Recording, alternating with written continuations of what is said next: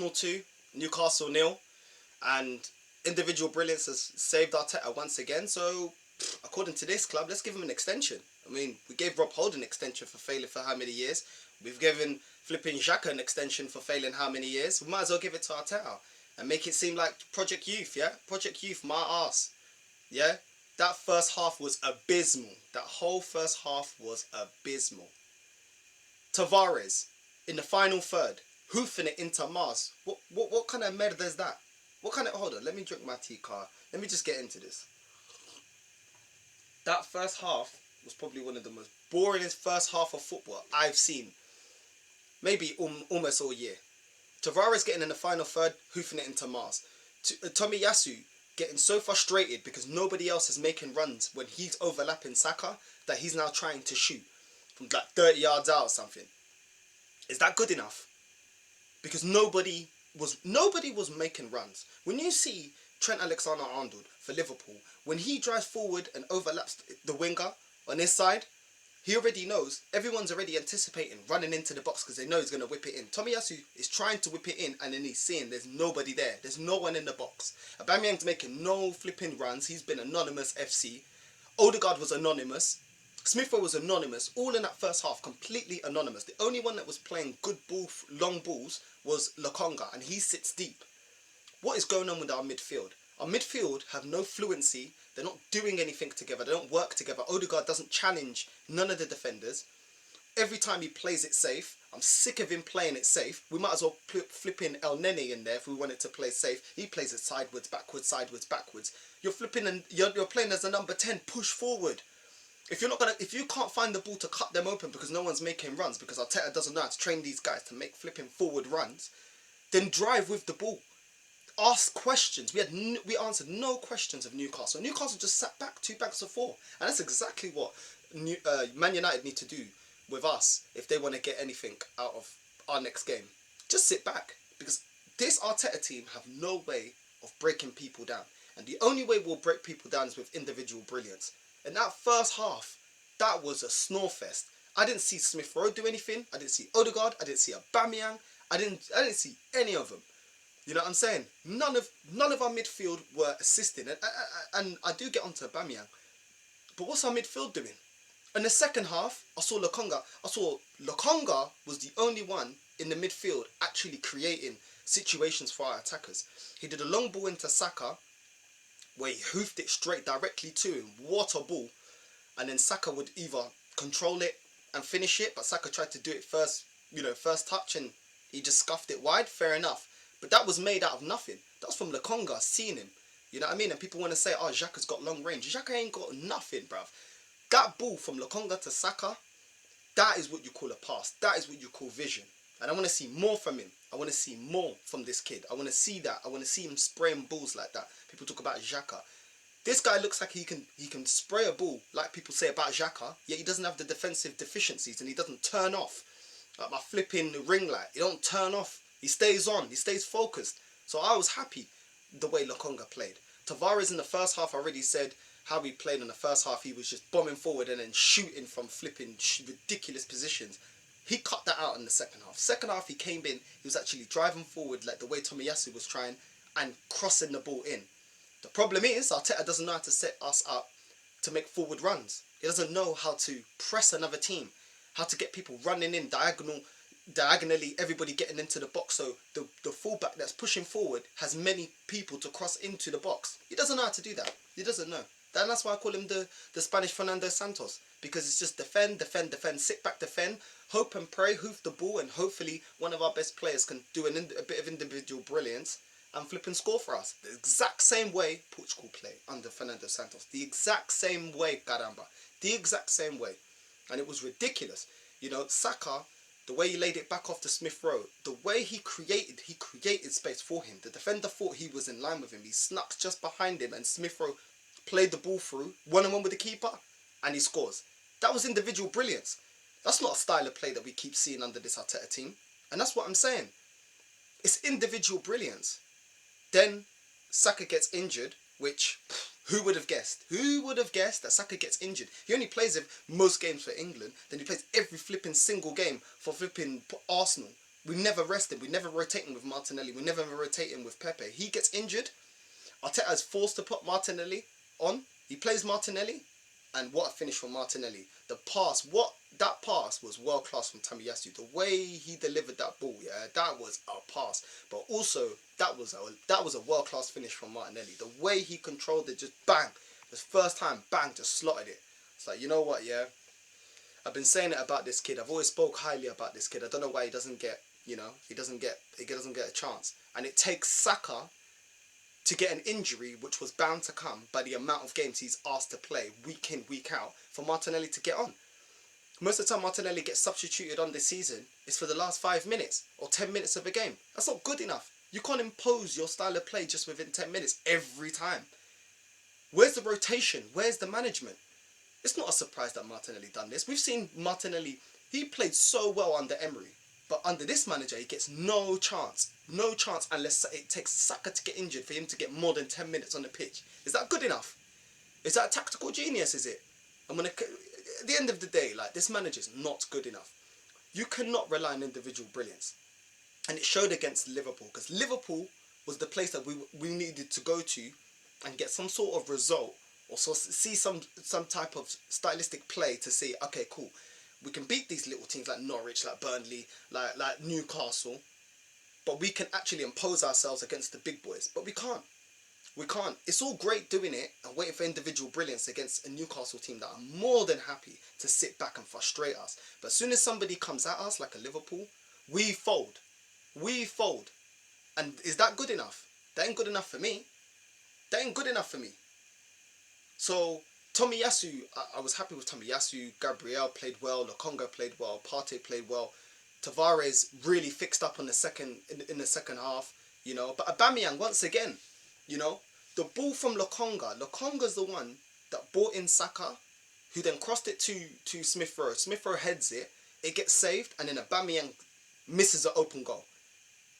But who started that play? Lokonga. And that's why I keep speaking about Lokonga, because there's a player in there, man. Like, he played well today. He played well, and he's got vision.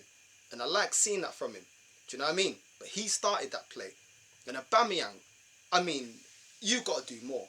I understand that this manager wants Aubameyang playing left back, left wing, and all this.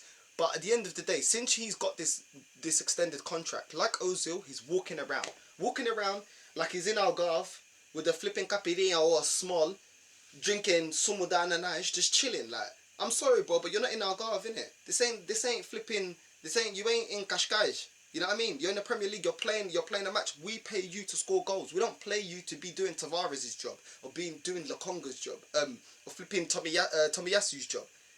Your job is to score. That is what your job is. And I'm not seeing it since you signed a new contract. It's not just this match. This match ain't the only match he's gone missing. Man was anonymous. So when Arteta took him off, I was like, good, because he ain't been good enough. He has to do more. This is the Premier League. You have to give more. His work rate was there, but we need you in the box. I don't know why Arteta's wanting this guy to defend. Like, no wonder Aubameyang only accelerates on one thing, and one thing only. His elite movement in the box. That is the only thing he accelerates on. He's gotten slower as he's gotten older, but in the box, there's not many strikers that move the way he moves. He knows exactly how to anticipate a ball and finish. Do you know what I mean? So why not play to his strengths? Why does not Arteta play to his strengths?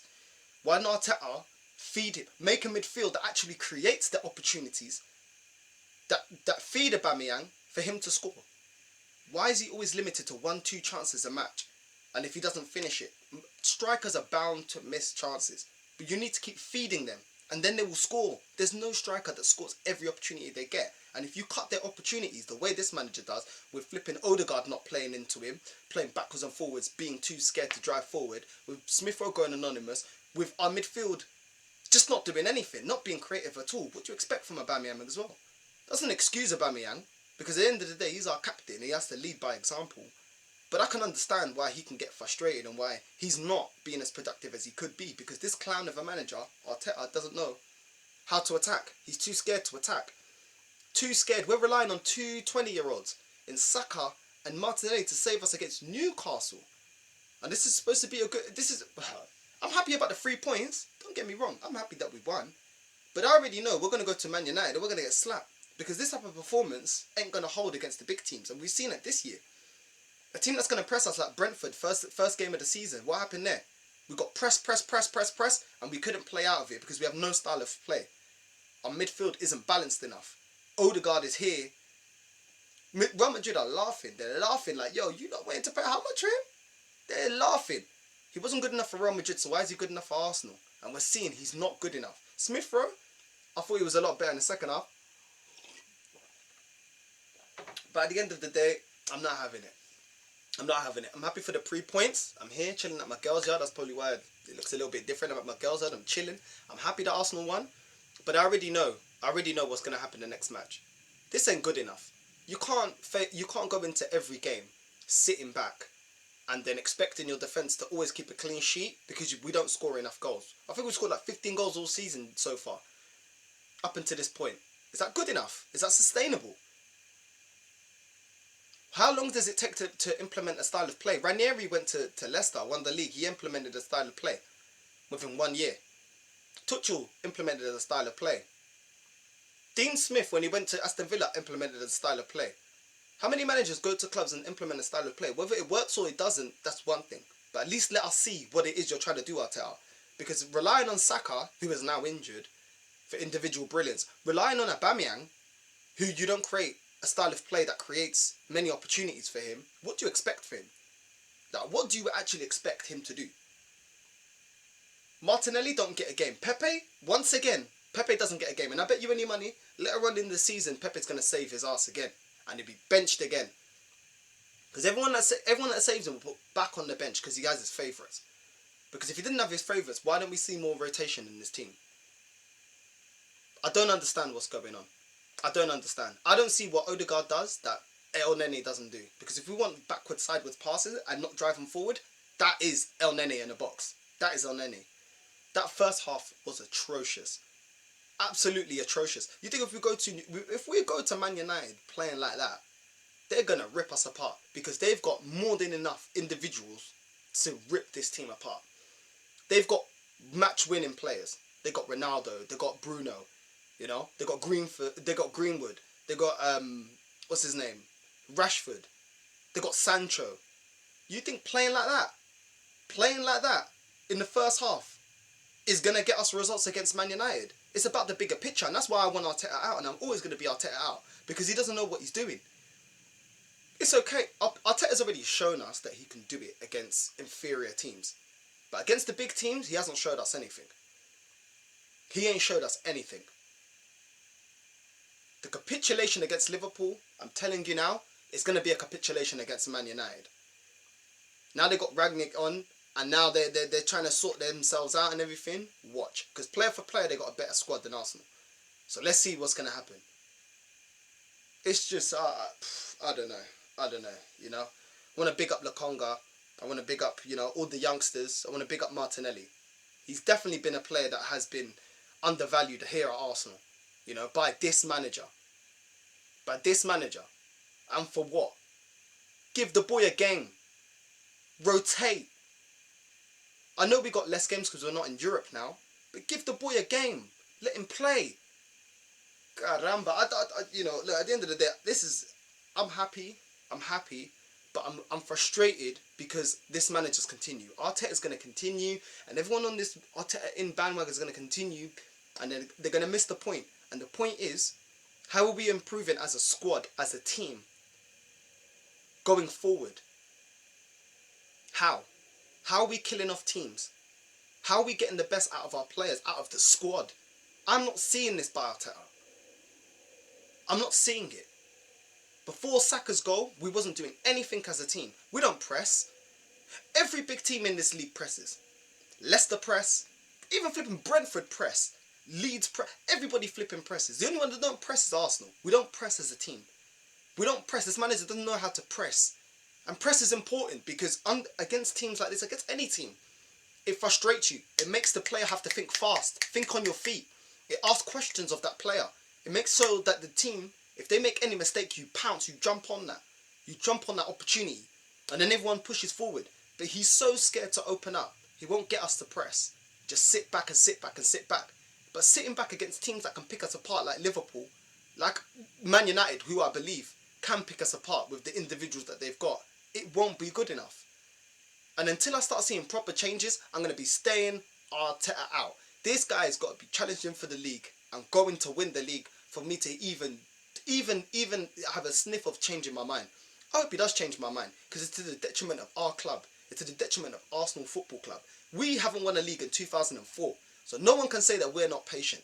We're patient enough. We're more patient than anyone. The only other fans that were just as patient as us was Newcastle. And then they got a new owner, and they got a new manager, and I bet you any money next transfer window, they're going to be spending money and trying to run their club to flipping at least be saved and then build to flip and win the league. While we're still here with the same old crap and all these flipping PR statements of trust the process and the youth and all this kind of crap. Nah, it's long enough. I want to see results.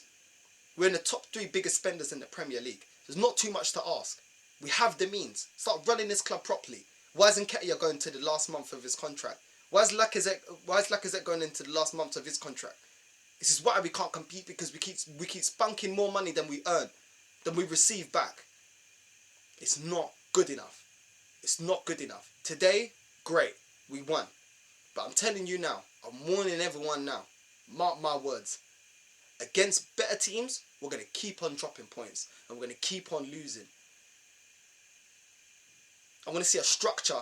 I want to see actual proper change. And the only time I feel like I'm going to see that is with Arteta out, because this guy's out of his depth. He doesn't know how to break teams down. He's not a tactical genius, and he's definitely not a coach. He's definitely not a coach. Too many players in this squad have regressed since coming under him. Aubameyang's regressed. Aubameyang's way better under Emery. Lacazette was way better under Emery. Pepe was better under Emery. Saka was better under Emery. Who's improved under Arteta? Who has improved? Ramsdale's another one I gotta give a round of applause to. I mean, flipping out, like the way my guy saved that shot from Shelvey, bruv. He carries on like that, then I have no problem with him. He was definitely a player that I didn't want coming in, and he did a job. And well done to him, man. Shutting all of us up. And you just keep up with those performances, and people like me are going to have to shut up. Because I'll be more than happy to say, you know what, I was wrong about Arteta, I was wrong about everything. But you know what? He keeps proving me right. And until he doesn't, until I'm proven wrong, I'm not going to stop. Because I want Arsenal Football Club to win. I want this club to be the best. I want us to have the best manager, the best players, to get the most out of us. If we're going to do self-sustaining, run it like Dortmund or run it like flipping Leicester, teams that are actually working the best with what they've got. Not us. Anyway, back to the review. Listen, I'm happy. I'm here sipping my Shazam, you know, chilling, relaxing. End of the day, it's still Arteta out. It's always going to be Arteta out. And big up Lokonga, big up Tavares in the second half. Big up Tomiyasu. You know what I mean? Big up Ramsdale. And Man United, we move. And it's Arteta out to the end. Make sure you catch me on Tuesday, 2 p.m. on the League Gunner channel, there with Eunice and Gunny. I'm there every Tuesday. Make sure you stay tuned for that. And go subscribe to Lee and go subscribe to them, man. You know what I mean? I appreciate the help they're giving me. And yeah, man, like, let's just keep it real, innit? Beating a team from the bottom of this league doesn't mean anything. That's not where you start thinking, oh, progress has been made because you beat Newcastle bottom of the league. Yeah? Let's go to Man United and start getting results and start taking points out of teams higher up that are actually trying to challenge, or teams that are, you know, better than us, man for man, better squad than us, and we're going there and taking 3 points from them, and then maybe I start changing my tune. But until then, it's Arteta out. It's always going to be Arteta out until we get our Arsenal back. I'm out. Peace. Borja.